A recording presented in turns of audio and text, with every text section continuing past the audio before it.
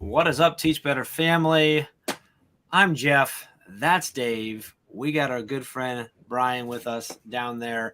It is 5 o'clock here in the Eastern time zone, which means this is your Teach Better Brain Break for Wednesday, June 1st, the 1st of June. Happy June. Happy Pride Month, everyone. We're excited to be here. It's bittersweet today as this is our first brain break of June, but also our last brain break before we take a break, a long brain break for the summer. So we thought we'd finish strong with our good friend. We're going to talk about what fresh air at 5 means and how those beautiful mountains behind and whatever else we can out of Brian here. If you're with us live, drop in the comments. Let us know where you're watching from. What are you taking a break from? Do you have a snack on hand? Do you have a drink on hand? Are you wondering where the heck Dave is at? All those things can go in the comments. And we'll be back in about 15 seconds.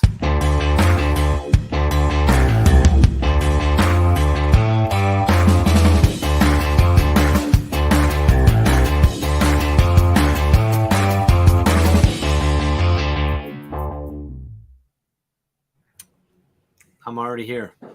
Welcome back to Brain Break, where we talk about life, nonsense, and sometimes some somewhat important topics so that you can take a break, turn your brain off, and just kind of hang out for the fun.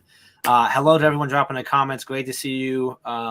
Someone's Bree's eating some Swedish fish, so that's great. Oh, I thought she was calling us Swedish fish. She might be. She might be. I'm not speaking for her. She may be calling us that. That's one of my favorites. I like Swedish fish too, Brienne.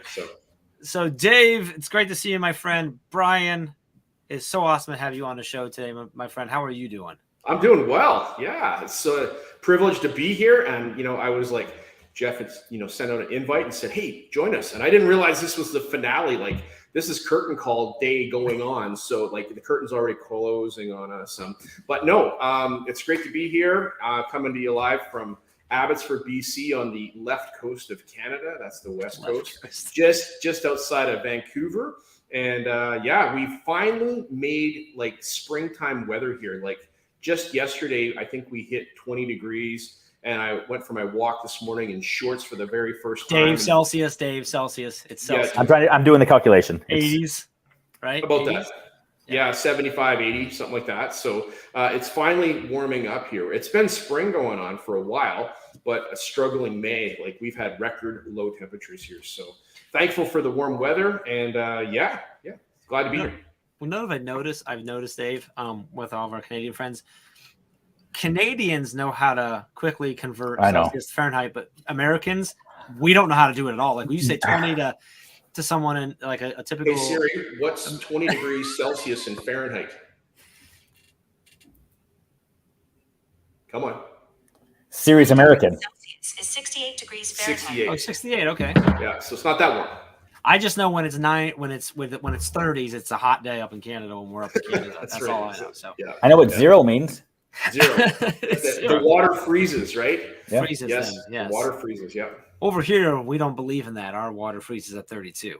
Oh, there you go. Because why not? But what's interesting about that? As a fisherman, I go to the lakes and I go, trout fishing, and we measure our temperature in degrees Fahrenheit from our fish finders. Like, we're not in Celsius. Like, degrees Fahrenheit makes more sense because it's finer temperature difference from 1 degree Fahrenheit to another. And when I'm fly fishing and bugs are hatching at certain temperatures, that's what all the books are written. So Interesting. yes. Yeah. Look at that. We're learning stuff. We're learning stuff today. There you go. Taylor Armstrong says 68. That's jacket weather. Right. I hear you. Not in Canada. It's not. That's shorts and t-shirt weather. Exactly. Dave, I'm excited to talk more to Brian, but we have to take a minute and figure out, where are you at? Yeah, so you're not at home. Well, here's the deal. I knew Brian was going to be on, and he always has these amazing virtual backgrounds So that depict his world and his life. So I went with virtual background today of sleazy motel room. How's it working out? How much is it per hour? No. Oh, I didn't say that. it's hilarious if that wasn't virtual. I'm background. totally. I should. Totally You do should that. take a picture right now and use it as your Sleazy background. hotel We're going to be room, on a Brian. meeting later on this week, and it'll just be different corners of the Yeah. sleazy hotel room. So Dave, where are you? Because there's been times on Brain Break where you've joined us from like a Detroit one, somewhere Yeah. else around somewhere other. I think at Las Vegas one time maybe. When because you travel a lot for the work that you do with us and, Yeah, and stuff. And so where are you at right now? So I don't know. I right forget. now, I'm in real Florida.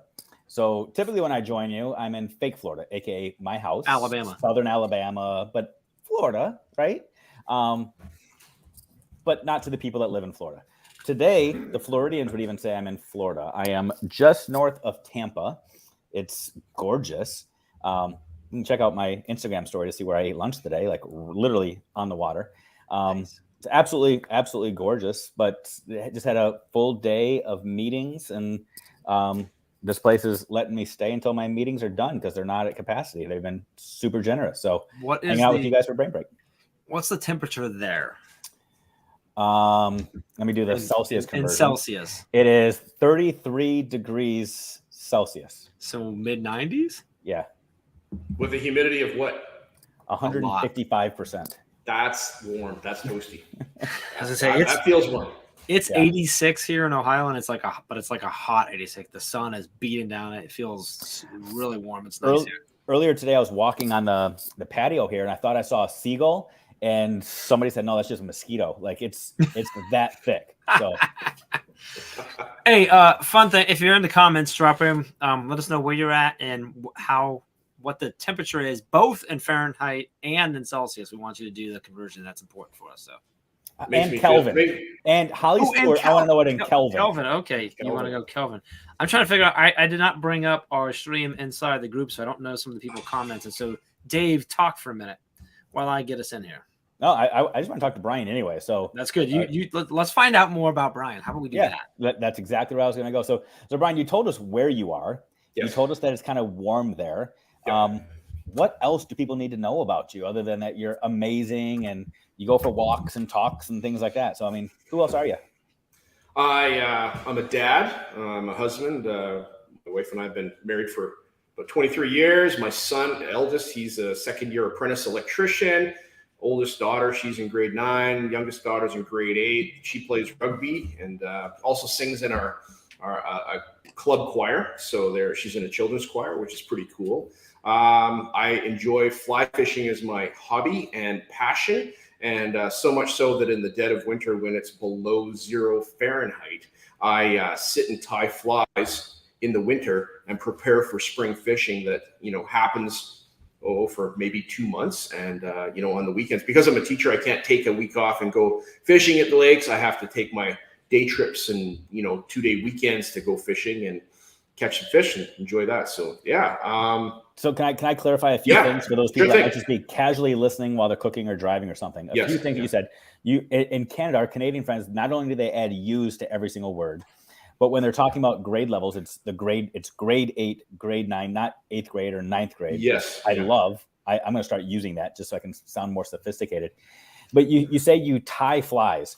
That is Yes. not like Mr. Miyagi where you're catching flies with ropes No. and like that. Oh, no. It's like you are making fake things that look Fake. like flies, but it's basically a giant hook with fuzz on it, right? Well, that's an interest. People think that, have you seen A River Runs Through It with Brad Pitt? Oh yeah. Mhm. Okay, so he was using, flies that look like insects that sit on top of the water. Mhm. Okay, on the rivers because fish come up and they eat them. And That's how I it's- was taught it's- about fly fishing. Is Yeah, is so that, the surface stuff, right? So where I go fly fishing, I'm fishing like aquatic phases of insects, so the ones that aren't flying around in the air. So they're like little midges and pupa and things that live in the water, or leeches that live in the water So- that are subsurface. And yeah, Why don't we call it leech fishing and why do we call it fly fishing? well, Are you still throwing it Yeah. the same way you do, Yeah. but you're dropping it in the water more? Is it Yeah, heavier? so there's different kinds of fly lines. There's the surface fly line, which is a floating line. Then there's the one that sinks down a type. They're the sinking fly lines, and Okay. we use a floating line for certain situations, but most of it's subsurface and sinking lines. So we get the flies down to depth where the fish are at. I was excited because I'm like, oh, I just learned just recently how I first time I've ever actually learned how to fly fish, but it was surface. And now you're like, I'm like, oh, I didn't really learn. I just learned like the very basics. Well, and that's river fishing is very much like that. So moving water is surface fishing. You do go below the surface a little bit, but where I go, it's still water. I'm sitting in my boat and we're sitting on a lake. We're sitting on a lake and like typically anchored. So we drop anchors on both ends of the boat so the boat stays put in the water, and we do our casting into the weed beds and hang under an indicator, so like a float, the red and white float, but they're much smaller. And we hang a really small bug at a certain depth, and we wait for the little indicator to go and disappear into the water. And so, by indicator, are you referring to a bobber? Like a little bobber, yeah, okay, a foam bobber, like super small. Oh, like okay, super small. Gotcha. Right? So they're not weighing down your fly line. When you're casting, they go with it, and yeah. So Jeff, I just gotta point this out. If Ray Hewitt is watching, it is the last brain break before an extended break. It is Global Running Day, and we're not talking about that. We're talking fly fishing. So Ray, this is you know all the credits going to Brian, like because he's the one doing this. So then you mentioned trout fish. So you do regular. I'm going to say regular fishing, traditional fishing, and like just casting. American fishing, where you sit, wait, and drink beer, right? Well, I'm in my boat, sitting, watching the little indicator and drinking beer. So I do that from my boat. I've spent the past 4 weekends driving better part of a round trip of about 600 kilometers, which is like, how far is it? About 400 miles. 400 miles. And a weekend just to go sit on a lake for like 6 hours or 8 hours in a day and catch fish. It's spectacular. Nice. Yes. I love it. I want to say hi real quick. A lot of people are dropping in the comments. I know Taylor's here and Alex, Katie, Laura, and Jeff are the ones that were hiding behind the Facebook user one. So Jeff Kaplan in the house, OG Teach Better family. We haven't seen for a little while. And Alex and Andrea dropping in. Good to see everybody there. We're getting some temperatures. Holly, point out Holly that knows the assignment. Look Holly, at that. of course, Holly probably just did that in her head. I don't think she needed to look at all because she just knows that stuff. Holly did it on a slide rule. Who are we which kidding? apparently is 307 Kelvin. That's awesome. So that's Kelvin. What about like Calvin? Like Calvin and Hobbes? Like Calvin and Hobbes. Like what's that degree? Figure that one out, Holly. Some on science it. Three tigers or something. Oh man. Yes. Anyway, so we're gonna get into some what you're thinking here in a little bit, but Brian, I wanted to go if it's okay. Dave, we're not quite ready. Okay. Brian, I know the answer, but I'm looking. I see in the corner above you. It says Fresh Air at 5. One of you have your Twitter handle that also is Fresh Air at 5. For those who don't watch, who haven't seen you post a million times with your Fresh Air 5s, can you break that down, like where that started and what that is all about? Because you've been doing that for a while now. That's right. Exactly. So if you want the full story of where and how it started, go to briancarpenter.com. And I do have on there how Fresh Air at 5, hashtag Fresh Air at 5 started before the Twitter tag came on, the at Fresh Air at 5. And it started about 2017 or so. And I was going to the gym and paying my money and trying to be there at 5 a.m. because that just was less disruptive to my family. I could get home before they woke up to go to school, my wife to work, and it was just less disruptive. And I was like, okay, if I'm not out the door at 10 to 5 to the gym, then it screws up that bit of time. I did that for a while, started to get frustrated because I missed a few days. And I'm like, you know what? I got running shoes or walking shoes. I can just head out my door and walk around my neighborhood and up and down the hills and, and get some exercise that way. And when I started doing that, I started listening to podcasts a lot more consistently. I would listen to them, Teach Better. I listen to you and Ray a lot and would start listening to podcasts, Teachers on Fire and a few others. But during doing that, I started going, okay, I gotta connect with Jeff and Ray and Tim Cavey and to be able to make this a better experience for myself. So I started putting a graphic on a Twitter post so I could have a few more words than 240 characters, tag everybody, and that got started. I'm like, well, can I start a hashtag? So on April 19th, I think, of 2018, I started this hashtag Fresh Air at 5, or maybe it was 2019, but I started it. And then I'm like, I guess I'm allowed to start a hashtag. I didn't know the rules of Twitter, right? Like, are there rules? Well, there are, but in conventions, but I didn't know. Fast forward, I started doing this for a bit, and then Jeff, you actually had an influence on my video recording. True, yes. I was listening to Teach Better talk, and you and Ray were talking one day about how you were on Twitter, but you're like, hey, there's this video feature on Twitter that I can like post a live video of me talking about something, which it gives you more words, right? It gives you more words in there than just the 240 characters. And I'm like, I started playing with that, and I did it. I remember the first day I did it, I was just outside here at my school, and I'm like, it was a snowy day, and I'm like, I'm going to record this and try this out. And I'm like, it feels kind of weird because I don't understand how and where it's being stored and all that stuff. Less control, right? If I rewind about 3 or 4 years, I did a teacher log, kind of like captain's log, star date, whatever. And I did that, and I for every school day, when I got to school in the morning, I would do a teacher log about what I was learning, what I was doing, and just a 2 to 3 minute thing that I posted on YouTube, produced with iMovie, and put it in there. So I had some experience doing video. And then after hearing you, Jeff, talk, I started putting up daily YouTube, or not daily, but Twitter videos of me reflecting on the podcast I was listening to. So I'm walking down the street, I listen to a podcast, 20 minutes to 60 minutes. And then at the end, I hold my phone up in front of me and I go, all right, PLN, this is Brian. It's today, June 1st, 2022. And you can go actually see what I do on Twitter, on my Twitter channel, because it's there for this morning. And I started doing that. So I'm doing this for a little while. And then Chris Nesi, House of Ed Tech, he, on his podcast one day, actually called me out. He says, Carpenter, you need to start a podcast. And I'm like, about what, right? He goes, let's talk. So we got on a Zoom call over Christmas break, and he reached out and he's like, let's talk. And I said, okay. So we sat down, talked about it. He goes, you've got all the content already for a podcast. I'm like, what content? He goes, your video, right? And I'm like, who's going to listen to that? Who's going to listen to me walking and talking about, and just me reflecting? He goes, someone will, right? And so he taught me how to use Audacity, how to take my videos and strip out the audio and do, the intro music and have graphics and stuff like that. And one thing led to another, that on January 5th of 2021,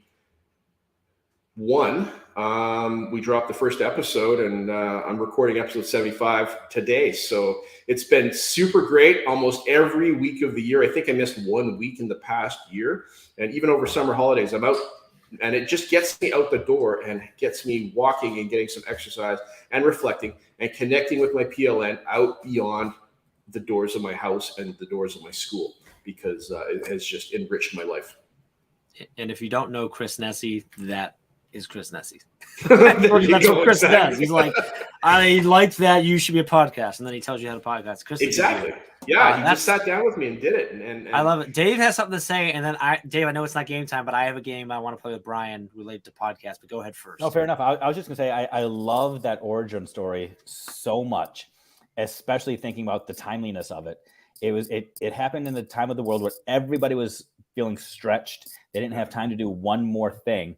And you found a way to do one more thing in the midst of the things you were already doing, right? It helped enhance what you were already doing and gave all that you were doing more purpose. It doesn't always have to be an extra weight you're carrying on your back. It can be something just to provide focus to the work you're already in. So I love every single thing about that story. It's so cool. Yeah. Even the part about Jeff Gargas being a contributing factor to this. I mean, that's pretty cool.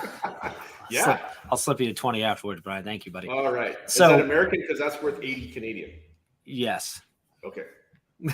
I have some loonies and toonies here if you need them. So you mentioned about Teach Better Talk. You came on Teach Better Talk. So prior to coming on today, what episode was that? So it was episode 119. I'm going to read the title real quick. Connected, reflective, and unrelenting. Brian Carpenter shares why you need to connect with others outside your space, how to always be reflective, and why every obstacle is an opportunity waiting to happen. Mm-hmm. I'm curious. There's some questions that we ask all of our guests on the Teach Better Talk podcast. Yep. Don't cheat. I don't want to see you looking at like looking it up real quick.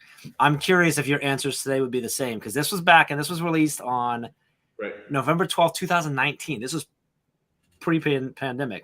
So the questions we asked, I'm going to see. I'm curious to see if you would recommend if the same things would come through. So we asked for recommendations. So an ed tech tool, just to give you a heads up, you gave us 2 because you cheated. I said Google Slides, and I said Adobe Spark. You said Adobe Spark and Google Classroom. Google Classroom. Pretty close. Yeah. A book was George Couros, Innovator's Mindset. Teach Better. It was Teach Better. It was Teach Better. I think you were. Oh yeah, I started reading that. I had to who to follow on Instagram? You gave 2, or who to follow? I don't know if it was on Instagram, but on social media you gave 2. I did. 1 Canadian, 1 not. Tim Cavey. Tim Cavey, yes. And not would be female. Probably you guys. Nope, female, not us. Female. Sarah Johnson. Sarah, there you go. That's right. Because she's part of that origin story. She is. Yes. Yes. You gave a recommendation of a YouTube podcast, a website, or blog. You gave us. I don't recognize it. It was a foundation. Oh yeah, it was Global Community Foundation, yes. And it is a gold mine of like resources. Like you want to learn about, media design, like graphic design. They got a whole thing in there, and I was actually using that with my media design class as my curriculum at that moment in time. Oh, cool, cool. So yeah. Okay, then we asked you to give us a daily, weekly, or monthly routine. What do you think you shared there? I said fresh air at 5. Get out the door and get some exercise. Yep. And then last thing we always ask is the best piece of advice you've ever received. It's okay to reach out for help. Nope. That's a great piece of advice, but that is not what you said. You said yeah. Do an honest day's work and you'll have no regrets. There you go. That's true. That's true. I don't know why I love doing that. That's purely for me. I just really enjoy seeing what. It's good for me too. Yeah, it's true. It's you cool to go back. What did I say and without studying, right? And seeing if those things connect. So yeah. I'm looking here at episode highlights. Sorry, I'm getting into this now. Episode highlights. You gave us 3 things to do right now to be better at self-care. Just move, take an intentional moment for yourself, take small steps to eat healthier, and give yourself permission to take care of yourself. Yes, we said 3, but he gave 4. Yeah. Overachiever. I love it. Anyway, that was a good episode. I remember that now. Like I'm going back. Best part about this whole thing is I'm looking at the blog post that we shared out that, and in the title, it was me that put it up. I have a typo that we never caught, and it's going to remain up there. I'll leave it. You know, it would be a fun game, Jeff. What's to bring on podcast guests like Brian, and also have Alex Valencic sitting there and ask them the questions and Alex see who remembers more. Because Alex probably remembers all of them. That's right, because he listens to all of them, right? And well, he seems to remember everything. Like has a steel trap memory, right? So he's who archives everything. Teach Better. So we don't need Google Classroom or any other LMS. We've got an Alex Valencic. We've got Alex. You asked. Some people ask for Alexa. Some to do Siri. We just asked Alex. That's how we go. Yep. Okay. Alex says I try, but I'm also really good at Google. That's how I say about everything. So I get it. All right, Dave, are you ready to get into what you're thinking, my friend? You know it. Yes.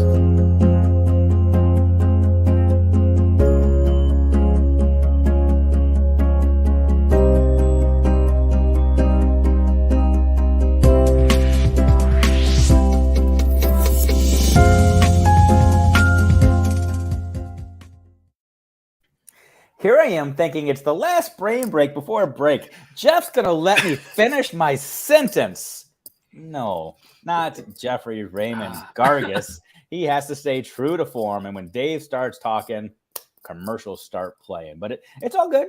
We're back now. We're back on all the things: Facebook, Twitter, Twitch, YouTube, LinkedIn, and anywhere else people have figured out how to upload this stuff. So maybe we'll also be on Fresh Air at 5 if Brian can figure out a way to throw this. I don't know. But we're here.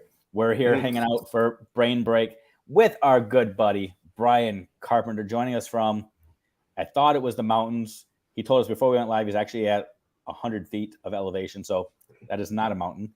Just has an amazing background. But he's here hanging out with us on our final Brain Break. before the long summer vacation. And we are now at quite possibly my favorite segment. In this segment of the show, we get to have conversations. Sometimes we go a little bit deep. Sometimes we stay surface level. We get to talk about books or movies. We can't talk about one specific movie that Jeff still has not seen for some reason, but we might talk podcasts. Who knows what we'll talk about?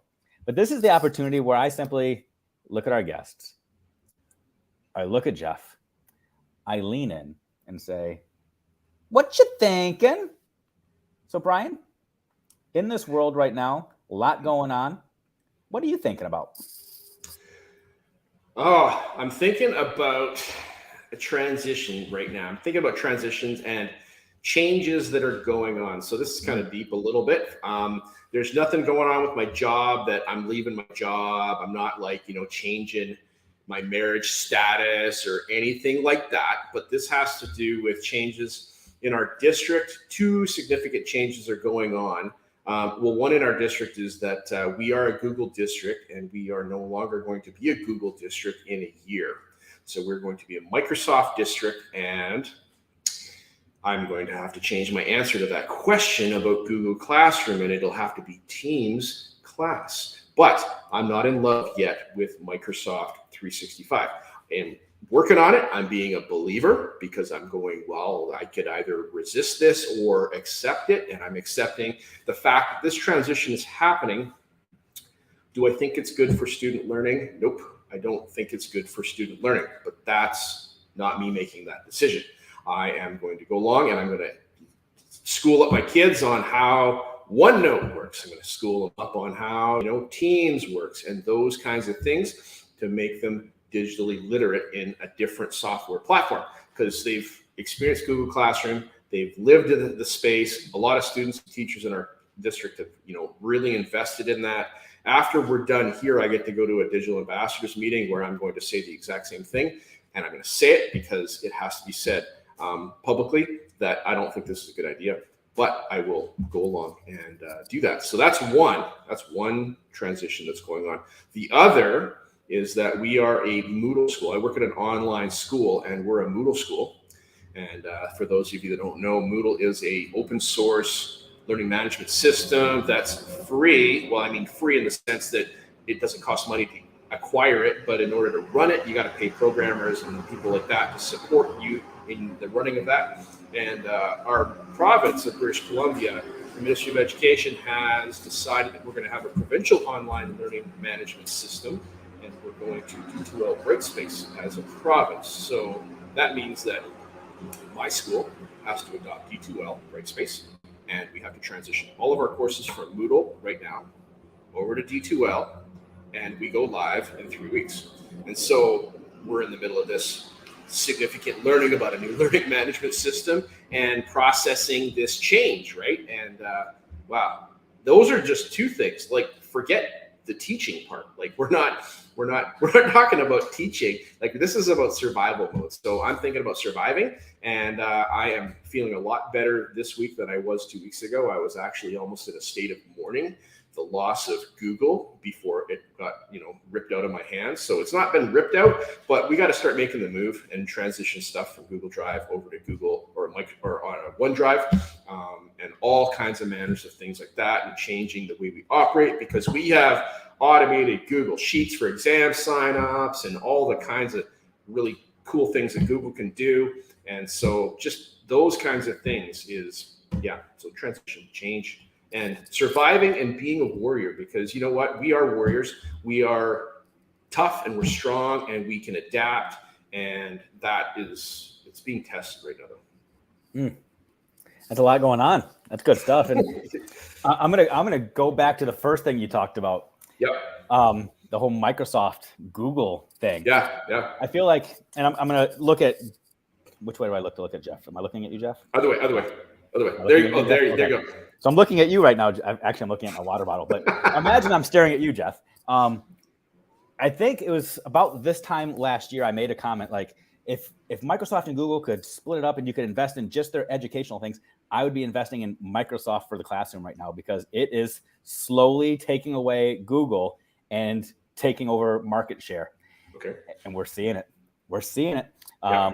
It's taken over Florida. It's taken over Alabama. It's creeping into Georgia, parts of Texas, and now it's even taking over our friends in Canada. So, yeah, it's almost. I think Carly Spina would say we're becoming smarter because we're becoming bilingual right now in our use of these applications. So, Yeah, that's right. Dave, Exactly. do you know? Because I remember you talking about that. Do you know, like, has there been a bit of to discern like why that is? yeah.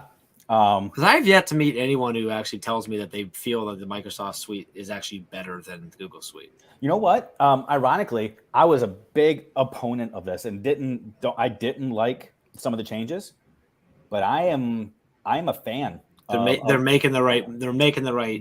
They're making some shifts. I'm also kind of a cynic. I don't necessarily think the moves were made because of educational basis. I think there's definitely some fiduciary arrangements that have taken place based off of contracts that people have secured, and financial incentives and things like that. But on the business side, well played, Microsoft. But Microsoft is also recognizing that they want to maintain the business and they want to hold on to it. So all of the sharing and archiving it's the same. They're now trying to enhance all of their products to do some of the things that Google couldn't do. Like even we talked earlier about Google Slides. PowerPoint right now is I prefer PowerPoint to Google Slides any day of the week right now, just on that simple application. Even the ability to share docs with Word versus Google Docs. I mean, is the collaboration feature there now in Microsoft Suites where Yep. you can collaborate at the same 100%. time within things? Okay, they did that. Like, 100%. that to me was the biggest thing that Google had on them. For Yeah, a long time. Google was first to market. That's how they took over the world. Yeah. And then that gave everybody else the time to innovate and come in and What about listen. like and you say, mentioned like "I'm the doing financial? well." Like what's the? I mean, isn't Microsoft? Isn't it a lot more for a school to go full Microsoft than it would be for them to go full Google? No. Or is it actually less? It depends. Because it depends. A lot of the partnerships that are coming in right now are based off of when you purchase your devices, you're getting the suite, So as you get opposed to having gotcha. to do it as an add-on. Gotcha. Which because we've been a dual district. So staff and up, like from EAs and staff, we've all been required to use Microsoft for our teams and staff communication, things like that. Whereas the Google was for teacher to student and all that part of in the classroom, because it was free when it started, right? And when we got started, we got the green light in 2016. There'd been a pilot going on for a bit of time to demonstrate the utility of it. And then, once the board gave us the green light, we were running for free effectively for a number of years until Microsoft or Google came around and says, now we're going to start charging for these premium school features. And in order for us to keep running at the rate we're going to have to start paying for that, right? So we've been a dual district. As a Google guy, I've been like, well, use the Microsoft stuff as little as possible, right? And so now I'm going to have to use it full time and try to figure out the workflow in each of those that new place. But I like what you said, Dave, about the bilingual students, the students that are bilingual in these different operating systems, right? And just the different environments of how to do that. So that right now our secondaries are going to get the Google to Microsoft transition, and they're gonna live that. They're gonna feel that. They're gonna be probably angry about that. My daughters aren't super excited about it right now. They're in our system here, but they're gonna have an understanding of like two different cloud drive situations, sharing permissions, things like that. And if the business world beyond is running more at a Microsoft, operating systems into those spaces, that's going to leverage them to be more adept in that. Yeah, that was my first thought when you said it wasn't. You said you didn't think it was good for learning. My first thought was, well, if they're now they know how to run both, right? I actually think they need to. I think that we should also be teaching them how to run things on Macs and things on PCs, stuff like that. Yeah. Now, in the business world, Microsoft is still by far the king all over the place. Yeah. But like in general, I think for them to know that, I love. Dave, you referenced like Carly, and I thought of like being bilingual in operating systems, and it's the same thing like knowing how to operate on an iPhone versus an Android operating system and stuff like that. That's all crucial. Like you are much more valuable and so we're looking adaptive if you can use whatever because you just understand how tools work. That's huge. Right. So that's right. Exactly. You talked about like podcasting. You know, you can be an expert in knowing how to utilize Audacity, but if you don't know how to utilize Anchor, it kind of handicaps you. So knowing how to do both. My son is 16-year-old, really big into video editing right now. He's great on all of the Adobe platforms, but you move him out of that and start to have him operate on a Mac, and he's a little bit lost. So same thing. You got to become duly certified. Yeah, it's the same. Yeah, same thing with just you talk about the Mac, right? Like it's so crazy to me when people go to a Mac and they can't figure it out. I'm like, it's the easiest thing in the world. That's why you don't even have. But I'm like, but if you've never touched it before, it's completely different than a PC. There's a learning curve. So the more we can get them into, the more that. So yeah, and how to use a Chromebook compared to a PC compared to a Mac, and just the variations in that, right? You know, we're BYOD, bring your own device in our district, and we've got in any given day, I've got a Mac in my classroom, I've got a number of PCs, and I've got a number of Chromebooks, and just being able to communicate to all the students about how to operate those things.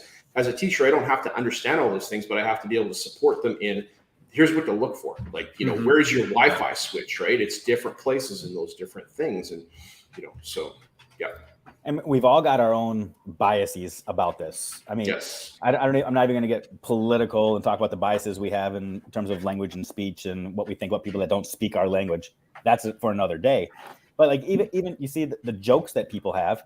I've got an iPhone, and the jokes that people have, like if I send you a message and your message is green, then I disown you, right? Because hey, you're an Android user, you're not an iPhone user.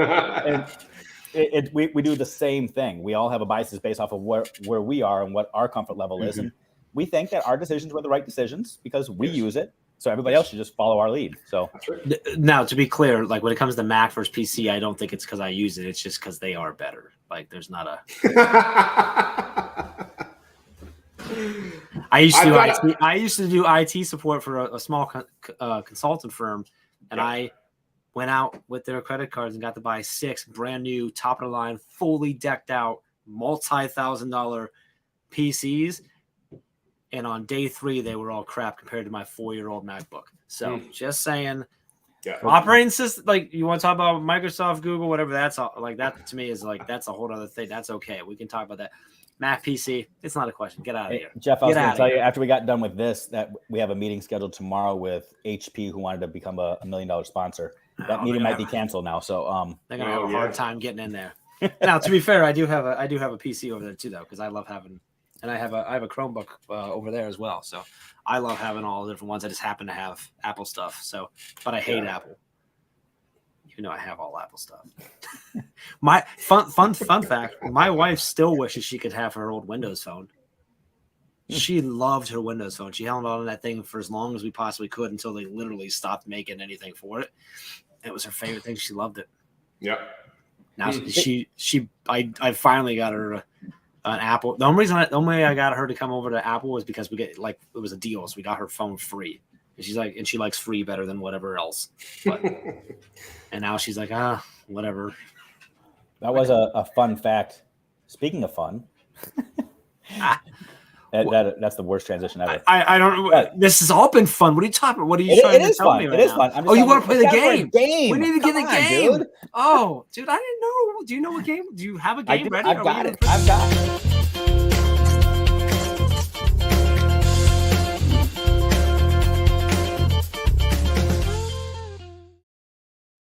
Okay, before you do the welcome back thing, you are so lucky it mutes us when it goes to commercial. I was over here going, yeah, I got you again, and Dave was saying other things.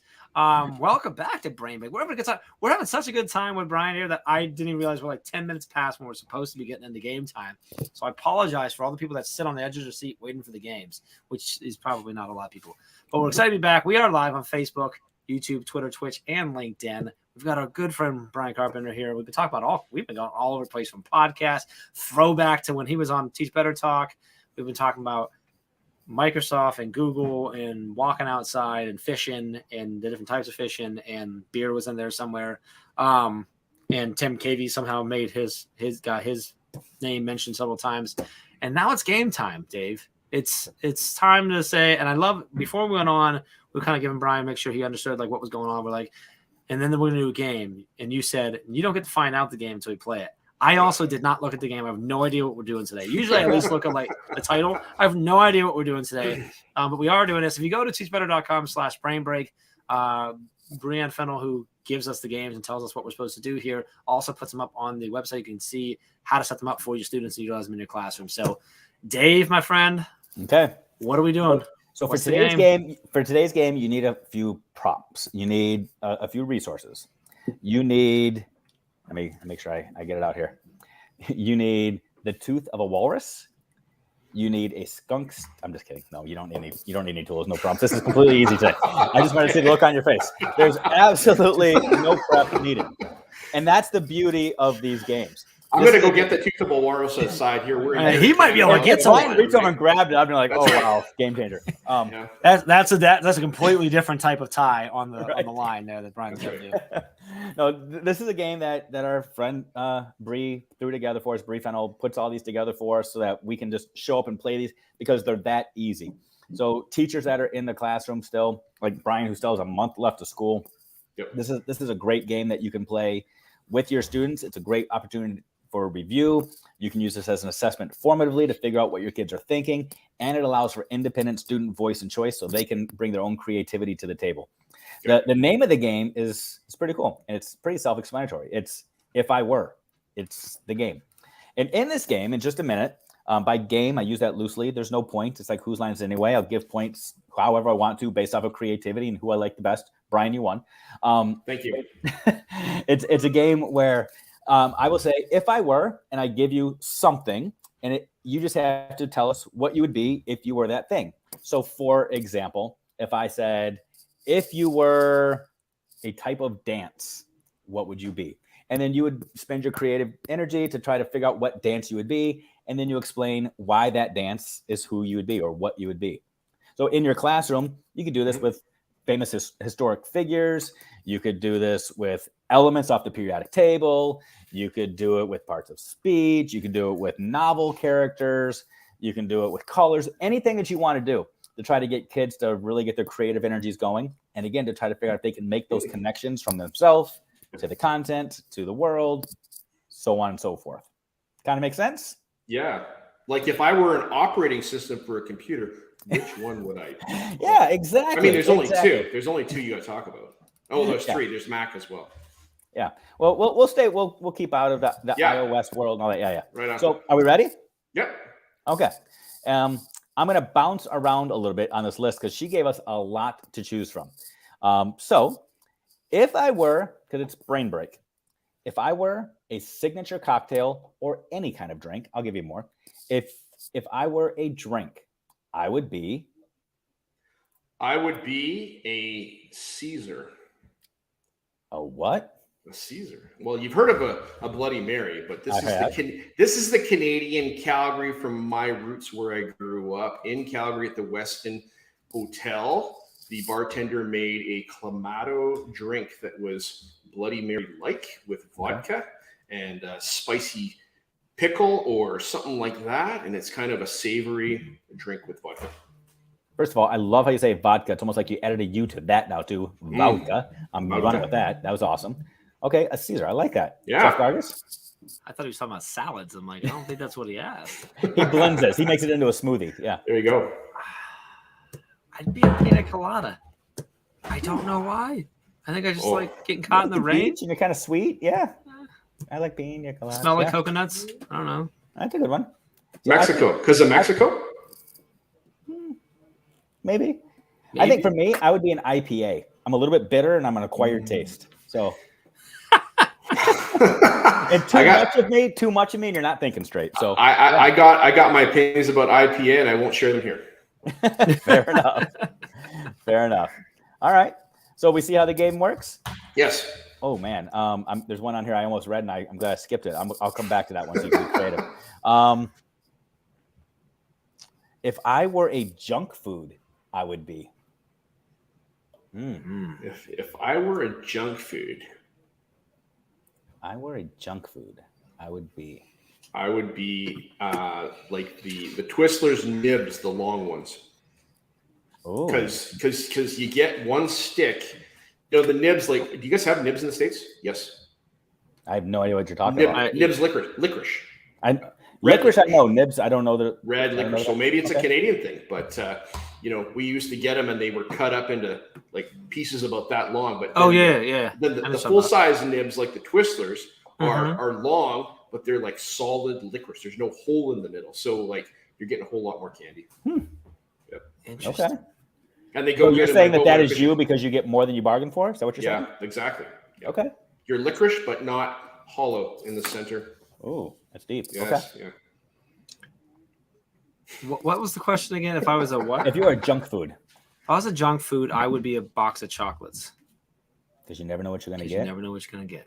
Ooh, I like it. Well played. No. Well played. Mistress. You know what I think I would be? I'm just making these up on the fly with you guys. I don't know if this counts as a junk food. For a lot of people, it would. I would be a Mexican pizza, because I'm that thing that people take for granted, but when it's gone, everybody's like, "Where'd it go? I want it back!" Right?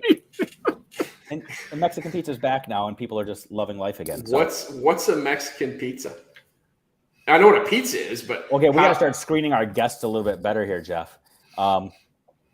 What is a Mexican pizza? Are you kidding me? Yeah, I know. I'm dead serious. Okay. I don't know. So I don't Mexican pizzas are made all over the place, but the Taco Bell Mexican pizza is specifically what I'm referencing right now. know. I'm like I said, I have no idea. Like I know what a Mexican pizza is, but I have no idea what you're talking about. Like I'm like, who is going nuts about Brian? That's my. We don't go to Taco Bell as much as you do. I don't. Like, Taco Bell brought back the Mexican pizza. I haven't eaten fast food in almost 600 days, Dave. I have no idea what Taco Bell is doing right now. I do remember in high school our fiestadas. You guys play this game without me because I'm Well, done. I'm going to look it up right now because I need to know. So Taco Bell brought back their Mexican pizza. Taco Bell brought back the Mexican pizza. And watch, I'm mentioning this now. There's going to be a run on Mexican pizzas tonight. Everybody that's watching is going to go to Taco Bell because they didn't know. And they're going to be out. Yep. Okay. Huh. I think Taco Bell's Mexican pizza was maybe a little more important in your life than most others. Is it under specialties? Like, no, I don't see it. Okay, sorry, Dave. All right. Okay. Sorry. Okay. Well, I guess. I'm gonna And have to come again, to I think this signifies why I'm a Mexican pizza because people are like, "What? That's a thing." I didn't even know that was a real thing. No, Thanks because for proving my point, gentlemen. no, actually, it's perfect, Dave, because it's only important in your world. That's right on. Let me Google him and see if that really exists. Yeah. And now I'm more aware of a kind of junk food that's in the world. And when I come see Dave, I'm going to buy all the Mexican pizza. And Jeff doesn't want to have anything to do with it. Yeah. Wow. Yeah. Jeff has tried his best to avoid it for 600 days. That's awesome, Jeff. I remember when you started that, Jeff. That was great. Congratulations to you. I honestly, I broke a lot of my streaks. I'm back on, doing really well now, but that one I'm just shy of 600 days with nothing from fast food restaurants. That's awesome. Which is crazy because of how I used to be obsessed. That's a whole other story. We don't have to go down that road. Yeah. Okay. So what's the next question, Dave? All right. So the one I'm going to skip. I'm not going to do this one for obvious reasons, but I'll share it with you just so you guys can play along at home. The one I'm skipping is if I were a 4-letter word, I would be. That one's just a loaded question. Dave. I wouldn't. You wouldn't be a Dave. So instead, gosh, David. Sorry, I had to. Go ahead. I have a friend who, anytime she gets mad, she literally just screams, "Bad words, bad words." She yells the words "bad words." She uses bad words. Yes, I love it. Insert any bad word here because you're saying bad words. So because it's Global Running Day, I'll do this one. And it might be the last one for our game. I don't know. Maybe if you got time to do more, whatever. You're the boss here, Jeff. For this one, if I were a type of exercise, I would be. I were a type of exercise. If I were a type of exercise, I would be walking on the street. Yep. Very particular walking on the street. Explain. Like Fresh Air 5. Okay. Because it's possible and accessible by everybody. Everybody should be able to get outside their door. It doesn't cost a lot of money. It doesn't hurt your body too much. Keeps you relatively in good shape. Doesn't pound on your knees. Okay. So there you go. I like it. I did the push-up challenge last year with Tim Cavey and wrecked my shoulders. So push-ups are bad. When you only do push-ups. See, my wife was like, "You're crazy, Brian, because you did 25,000 push-ups last year." And I'm like, "Yeah, that's why my shoulders hurt." So. Yes. While you're thinking, Jeff, I love the comment down there. Substitute bad words for ice cream flavors. I love that. What in the Rocky Road? Oh, heavenly hat. Oh, that's fun. What in the tiger ice cream? I love that. That's good. What in the bubble gum? Son of a Napoleon. Oh, my vanilla. All right. If you were an exercise, Jeff, what would you be? Exercise. I'm trying to think of what I would be. I was gonna say like I'd be like, but that's not exercise. I was gonna say like a medicine ball because I'm heavier than you think. But that's not what this is. You're talking about an exercise. Can I say one for you? Oh, I would say not? that you're no. It's a good one. I think you're. I don't know if it's an exercise, but like it's an exercise equipment. The Peloton bike, because like you're this connector, and now everybody that does the Peloton, they're doing it just because they want to be part of a community, and you're like a community builder. So if I was an exercise, I would be a exercise software. Oh. Yeah, that's Is exactly what what I you're said. saying. Yeah, Okay. that's what I said. Yeah. If I was an exercise, I would be Planet Fitness. There's no judgment here, right? We got I don't know what Planet Fitness exercise I think. I want to be jumping jacks Okay. because they're actually really good for you, and people downplay them, but they're also fun, and they make you feel like a kid again. You know, I know, because I remember doing them when I was in you kindergarten. feel slightly embarrassed doing them, just like if you're hanging out with me. Like, True. Okay. Right? I like this. I'm I not like embarrassed, Jeff. I'm not embarrassed. I'm glid to be here. thank you, buddy. I appreciate Yeah. that. this. So my answer, if you would have asked me this question 5 minutes ago, would be different than my answer right now. Based off of your responses to the last question, I'm going to say now my exercise is burpees because Because people everyone just hates they them. cuss and they swear when they're doing them and they hate it. Yeah. So yeah. Okay. I like Yeah. it. This is Okay, fun. one more, Dave, then we got to Okay. wrap. Okay. One more. There's so many good ones on here.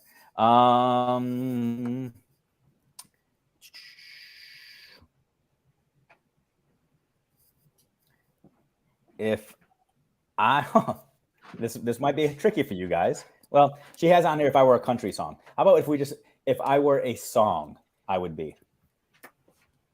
If I were a song, I would be.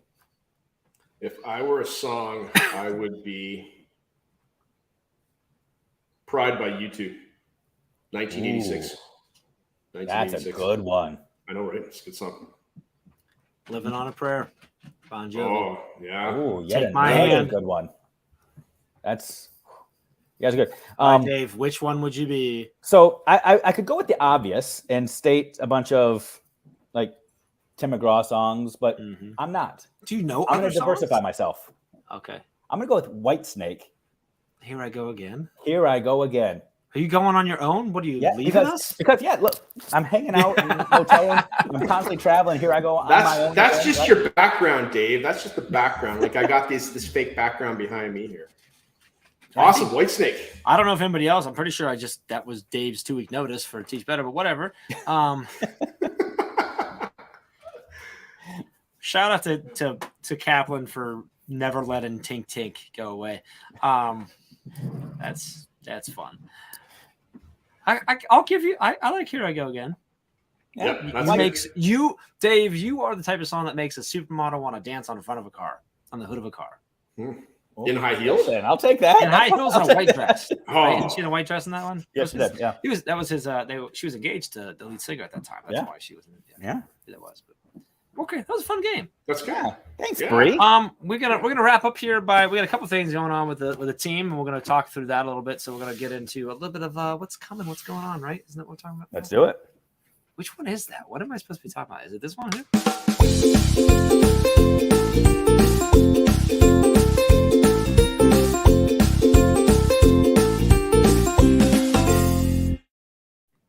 I don't know is that the right video? I don't know, but you notice how I didn't take the bait and I just sat here? I didn't say a word because no matter if I would have started talking, you would have. Yes. I know, right? Well played. So, all right. Anyway, so we are wrapping up. This is the last brain break for a while. Who knows when we're going to come back? Probably sometime later. But we're taking the summer That off. works. But this was a great way to wrap it up with Brian. We do have a lot going on with the team. Dave, do you know what we have going on with the team? I'm I always feel going like to start I with the should. big one. I'm going to start with What's the big one. Conference. Conference. I was gonna say Conference. that. Brian had his hand up. I think I was Brian, going to say Brian, do you know conference. what's The conference. Okay. The conference. conference. Yeah. TeachBetterConference.com, October 14th, 15th, Akron, Ohio. Registration is open. If you're an author, the bookstore is open. You can submit to have your book sold there. You don't even have to attend, although we wish you would, to have your books sold there. You can still be a sponsor if you're connected to any, if you for some reason would want to sponsor, if you're connected to a company or a brand that would want to sponsor the conference. We have a wide range of sponsorships to meet just about any kind of budget. And we also have our Podcasters Row also open, filling up quickly. There's only a few slots left there. We can bring your podcast out and record live from the conference, which is awesome. It's gonna be a lot of fun. With that, what else, Dave? So we have selected proposal closed. We have made the selection of all the sessions. We're finalizing the schedule. You probably started seeing already people pushing out the I'm presenting. I didn't get an email. Images, Dave. You're not going to get one. And very soon we'll be releasing the full schedule. So that is happening. So that's super exciting. And then we'll be slowly releasing more details. We're ironing out all the little things of what we're doing the night before the conference because you need to come out on Thursday because that's when it kicks off with the network and we're going to be lining on that out. Brian, what do you got? What else do you have you have insider information? Dave, I don't have. You didn't get the notice because you just gave a 2-week notice or something like that. You did. Well, I'm going to protest and hang out outside, walking on the sidewalk with my phone in my hand, talking about all the things that I'm learning from what's going on inside. There you go. Listening through the window. Yep. Got the big cone. Yeah.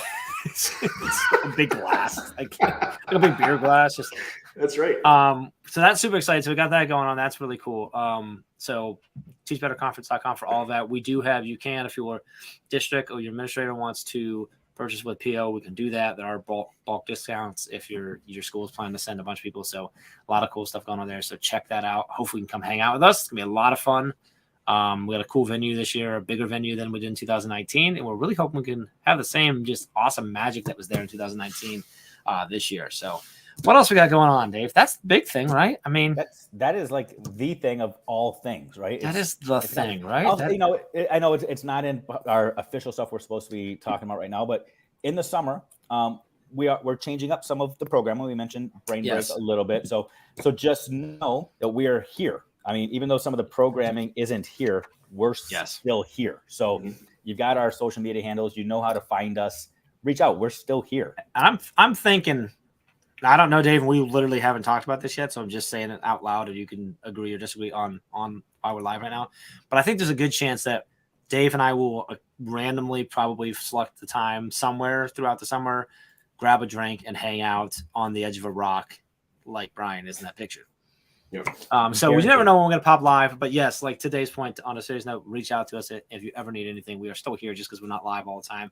Does not mean we're not here, because also you got tomorrow and Friday, and that wraps up Daily Drop-In and then they'll be going also on a summer break as well. So it's good stuff. If you need anything, you can get us. We're at teachbetter.com. Blogs are still going out, podcasts are still going out, all that's happening, and some other cool ideas and things that we've got in the works as well too. So Brian, my friend, thank you so much for hanging out with us today. What a way to wrap up the year. I think this makes a lot of sense. You're an OG family member of the Teach Better family, an old school podcast guest and supporter, and just awesome to have you on here and a good conversation. So any last words for the audience before we sign off for the summer?